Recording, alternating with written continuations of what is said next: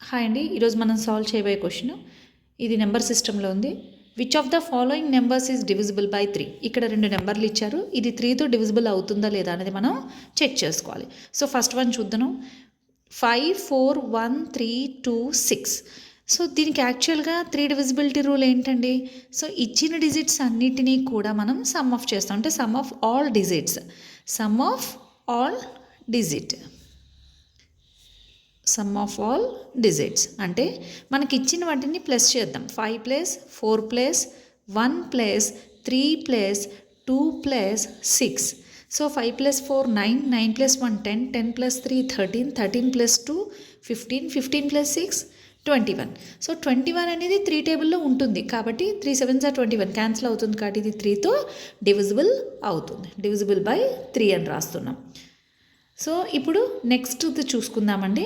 నెక్స్ట్ది కనుక చూసుకున్నట్టయితే 5, 9, 6, 7, 0, 1, 3. So same దీన్ని కూడా అలాగే తీసుకుందామండి. Sum of all digits, sum of all digits. So మనకి ఇచ్చిన డిజిట్స్ అన్నిటిని మనం యాడ్ చేసుకుంటూ వెళ్దాం. 5 plus 9 plus 6 plus 7 plus 0 plus 1 plus 3. So 9 plus 5 14, 14 plus 6 20, 20 plus 7 27, 27 plus 1 28, 28 plus 3 31. So ఇది 3 టేబుల్లో 31 ఉంటుందా లేదా అనేది మనం చెక్ చేసుకోవాలి. 31 ఉండదు కాబట్టి it is not divisible by 3.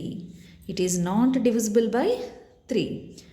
So దీని ప్రకారం మనం తెలుసుకుంది ఏంటంటే 3 డివిజిబిలిటీ రూల్ తెలుసుకున్నాము. 3 డివిజిబిలిటీ రూల్ ఏంటంటే ఇచ్చిన డిజిట్స్ అన్నింటినీ కూడా మనం సమ్ ఆఫ్ చేసుకున్నట్లయితే, ఇచ్చిన డిజిట్ని అన్నింటినీ ప్లస్ చేసుకున్నట్లయితే ఆ వచ్చే నెంబర్ 3 టేబుల్లో ఉందో లేదో చెక్ చేసుకుంటే మనకి అది డివిజిబుల్ బై 3తో అవుతుంది అని మనం చెప్పచ్చు. థ్యాంక్ యూ అండి.